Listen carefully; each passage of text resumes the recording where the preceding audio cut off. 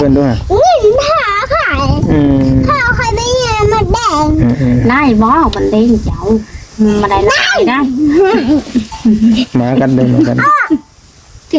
เธอเอาอีกเนี่ยขอตึกออกมาตาดีเลยที่ฮะเจ็บไปเลยนายบอกงาพวกเงาตีไม่đượcตีcho mình thấy จนมือรุดจับไม่เลยจับไม่เลยมีแพงดอกสิเนาะบุญเพลงเนาะบุญมีก็มีแพงแล้วเนาะnè không chừng cho น้ำตาลเหรอผมซื้อให้มีน้ำตาลเลยตอนนี้บุญเพลงไปซื้อแม่ฮะแม่จะกินน้ำปั่นcó nào แซ่บบ้านเลย chứ đừng xung khẩu thì เห็นป่ะ chứ đừng có lo hình ăn là cái บุญมีคือมีแท้ร้อนเลยไอ้บอกฮะเป็นรูปกระงามคือกัน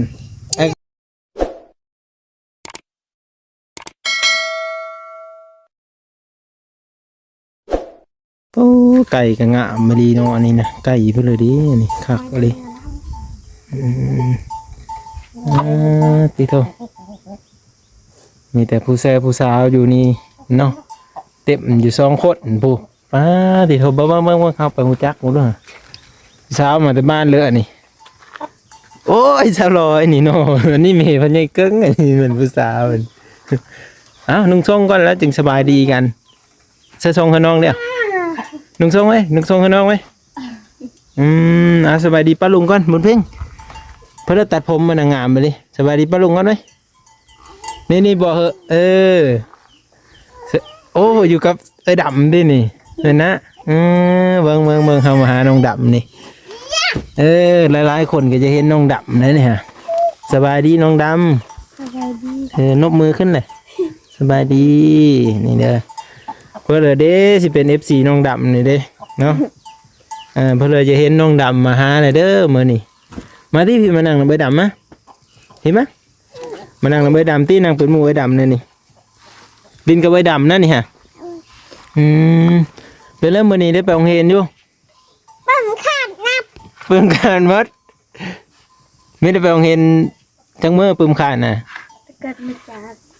จากปมเพลจีปึ้มมาแม่ว่าจีน้องจีแล้วแม่มีเก็บไว้ใช่นี่แม่มีเก็บไว้ซ้ำ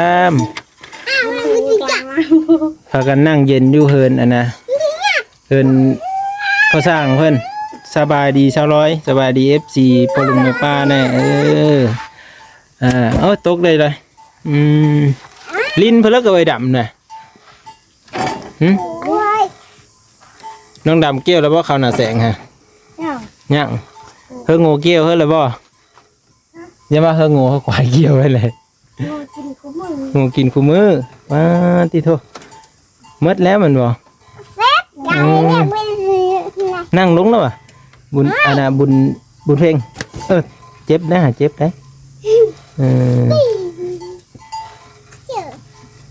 โง่ควายกินคู่มือเพิ่นว่ะไม่ได้เอาน้ำมื้อนี่ฮะพอให้เพื่อนพอเฮือนอ้อนาเราเป็นแล้วเฮ็ดโทรศัพท์ตกแล้วพออยู่เฮือนมานี่โทรศัพท์เพบ่โอ้โทรศัพท์เพมือหกมือเลยไม่ได้ลิ้นแล้วเนาะแต่ก้าวมาก็สิเห็นบุญเพ่งเบิ่งน้ำดำแหละเดี๋ยวนี้ก็พากันลิ้นแนวอื่นแล้วไม่ได้เห็นม่อนอยู่บ่ไม่ได้เบิ่งโทรศัพท์ดำม่อนขันได้เบิ่งโทรศัพท์ด้วยค่ะบ่ม่อนเอ้าแสดงว่ามีเบิ่งก็ได้ดินี่ดำไม่แปลงแล้วดำก็ไม่มีเงินแล้วไม่ได้เบิ่งนะบ้านนี่ฮะพูดดำไปไล่เพื่อนนะงัวกินกล้วยบ่เฮ็ดงัวกินกล้วยเลยเป็นเพราะต่างนี้คือห่มน้ำกันอยู่คือห่มน้ำกันนะเป็นเลยนี่จะกินน้ำจะกินน้ำต้องได้ตักมาไว้บ่โก้ยเป่าขมอมสมัครทักแค้นอ้าวยังไม่อิ่มฮ้อนเลยฮะ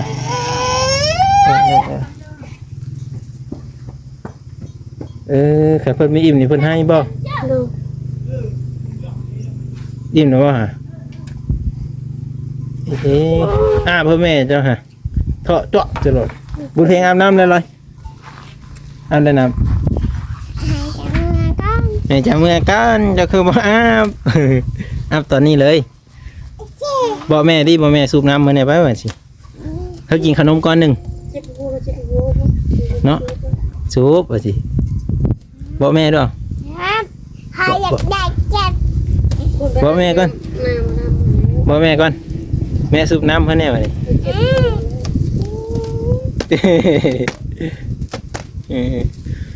อยู่เหินน้องดำเลยมีใดแล้วบ่เนี่ย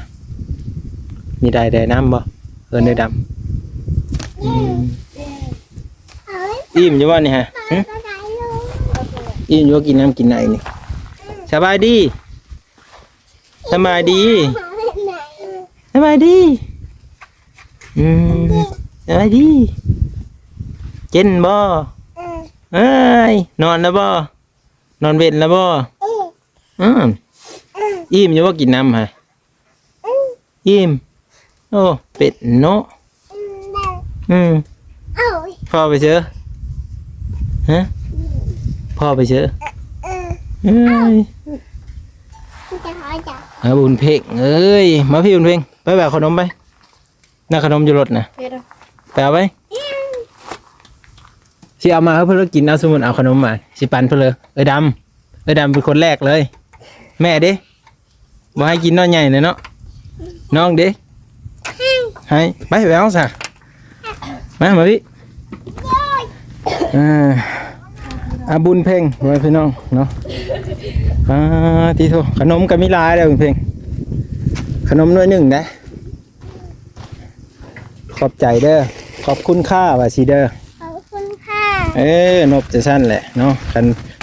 ล้างเย็บน้ำขอบคุณค่ะบุญเพ่งว่าขอบคุณค่ะน้องปานเอ้ยดูฮะนี่น้องจะดิน้องนี่แม่ดิเฮ้ยอยู่บ่ฮะแม่ได้สิเฮ้ยอยู่บ่บ่ให้กระยานอนใหญ่เลยเนาะไม่เฮ้ยกระยาเย็บม้ามันกัดได้มันกัดนะมันลึงเลยเนาะม้าเจ้าเองตีนี่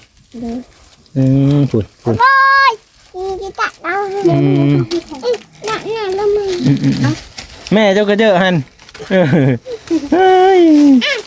เอาเฮ้ยแปลภาษาลาวดูแม่ก็จะหักปั้นเด็กน้อยบอลเพลงแม่ก็จะหักปั้นบุญเพลงเนาะมือก็ไม่ล้างงามไปนั่นแหละอาบน้ำก็งามเลยขนงามเนาะมีเราเบิ่งมืออ้ายได้มีอยู่เฮ้ยดำกินน้ำเนี่ยเอาเฮ้ยแล้วใช่ป่ะโอ้ยน้ำมันจะแซ่บแน่น่ะพี่อยู่ดูของเก่าแล้วนะนั่นแม่ก็งงก่อนลูกบ่มีเฮ้ยวันนี้เพ่งย้ำนี้มันเพ่งพี่มานั่งอยู่นี่มีก็กินกันย่าแม่จ้ะคนจ้าแล้วมันเพ่งนะบ่วันนี้ยิ้มเด้อยิงก้นไม่กดละ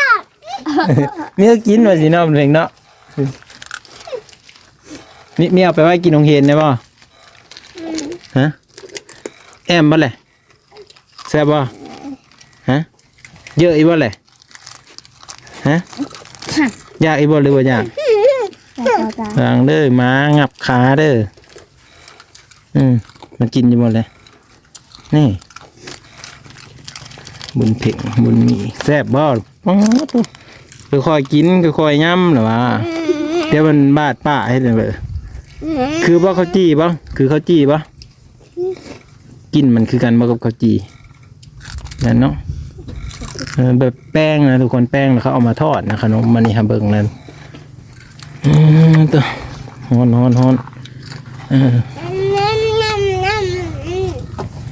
บ้านนงไม่ได้เข้ามาป่ะสไลด์เจ้าก็นั่งปีหน้าพี่ติปีหน้ามาพี่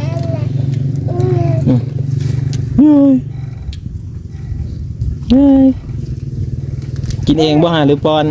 บุญมีนะกินเองเลยบ่อืมอืมอืมอ๋อ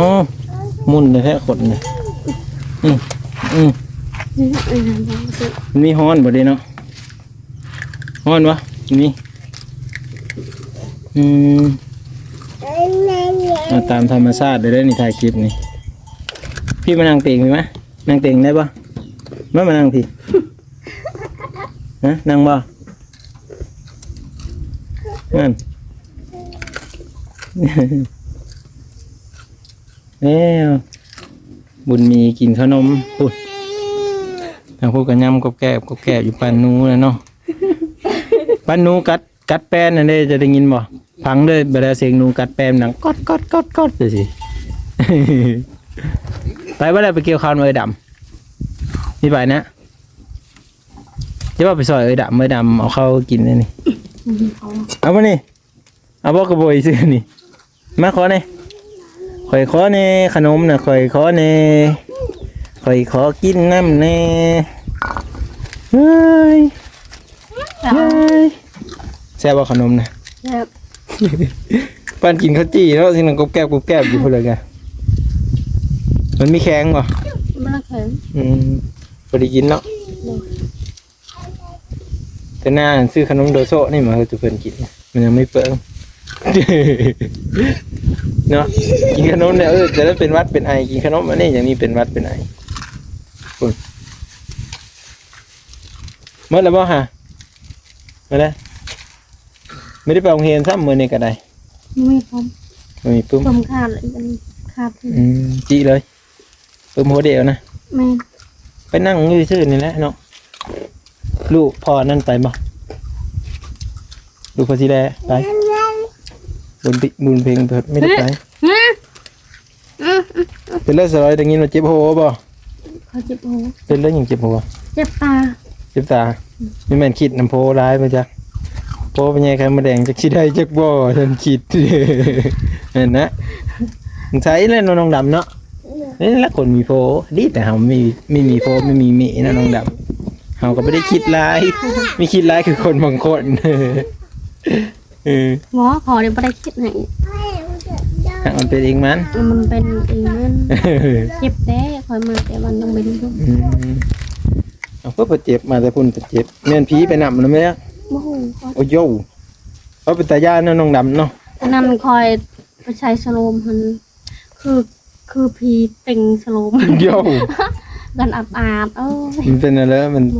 พี่แม่นโพลักเป่งใช่ไหมจ๊ะอ๋อผมยังเก่งโอ้คือนานมดแทบเบิ่งเป่งมันยังไงก็เลยแม่นแล้วนี่ฮะเนาะบุญมีเนาะบุญมีเฮ้ยมาขอหน่อยบ่าวขอนี่บ่าวขอนี่เอาสิเด้อ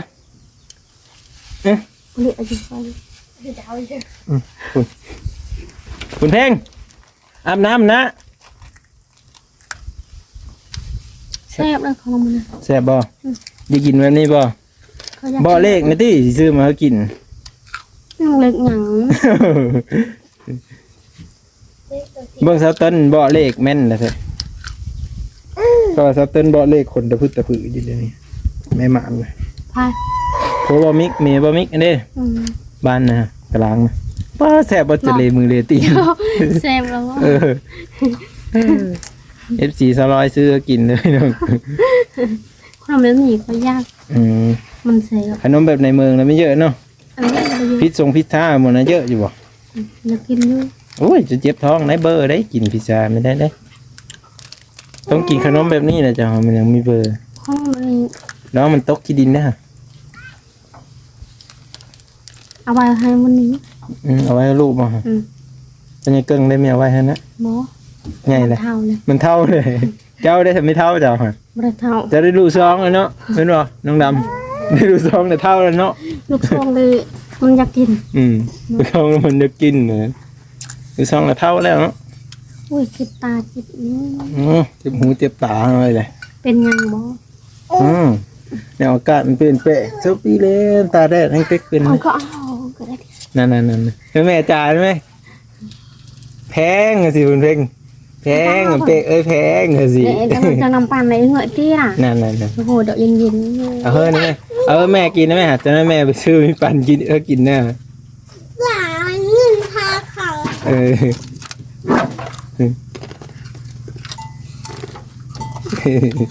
อยู่ถือขวาemเด้อ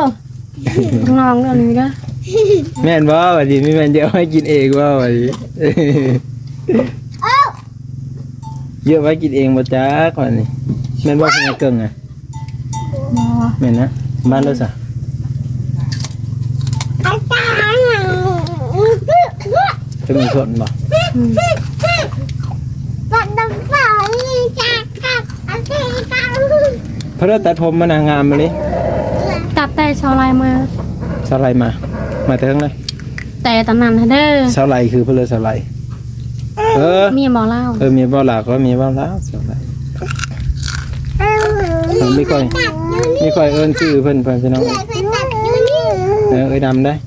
เจ้าได้ตัดอยู่พี่ฮะพี่คือมีแท้โลนเลยไอ้บอกฮะ ว่า เป็นนึกว่างามคือกันไอ้กันอย่างสิตาโทโลนอยู่นี่ ตัดอยู่นี่ก็ได้ มันเป็นน้ำมา ไม่เป็นหน้ามามันก็แย่ตาแล้วเป็นหน้ามา บ้า เดี๋ยวเฮ็ดมันจะลอยว่าเฮ็ดอิหยังเลยเบิ่งในลูกจะสิตกตาแดงนี่ อุ้ยขนมไหนเดียวเลยอยากกินก็ให้น้องกินเด้อ แม่นบ่จะเบิ่งน้องจะสิกินนะ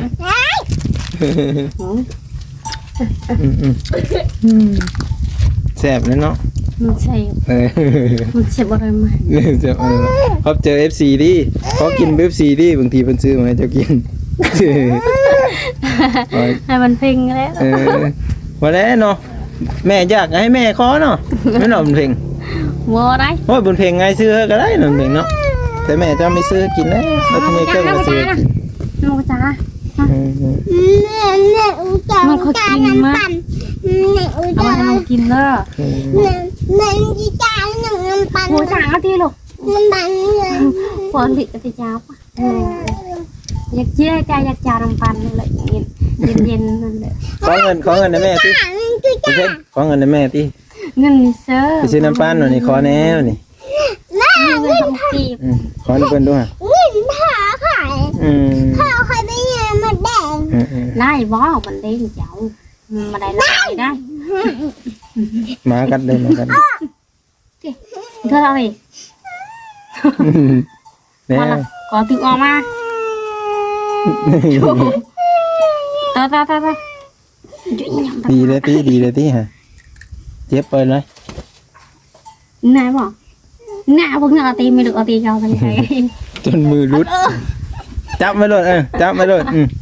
มีแพงดอกสิเนาะบุญเพลงเนาะบุญมีก็มีแพงแล้วเนาะ nè không chừng cao น้ำปันเหรอคุณซื้อให้มีน้ำปันเลย ตอนนั้นบุญเพลงไปซื้อแม่ฮะ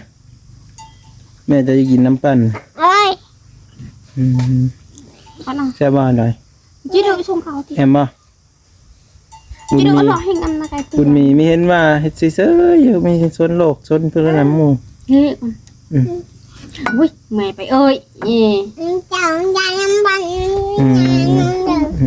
เราติดตามตอนต่อไปนะพี่น้องเอ้ย hai non kia แซ่บบ่ซะร้อย xe ยังขึ้นเยอะอยู่วันนี้ไม่แม่นติดลิ้นอยู่ว่ารสชาติมันแซ่บใช่ปะฮะ vô เยอะอยู่จ้ะอย่ากินขนมระวังตกด้วยฮะ hết rồi มาบอกเขาได้ไหมกระโบยนะมาขอนี่ขอนี่แล้วแต่วางล้มเสื้อกระโบยอันเด้อ mua cái nào mà ตัวหันใจง่ายดีนะ ยายเดมนี่ ลม một lèo hai bài non kín ยายป่วย ยังเลียมือน้ำๆเนื้อจะเฮ็ด ยายเดี๋ยว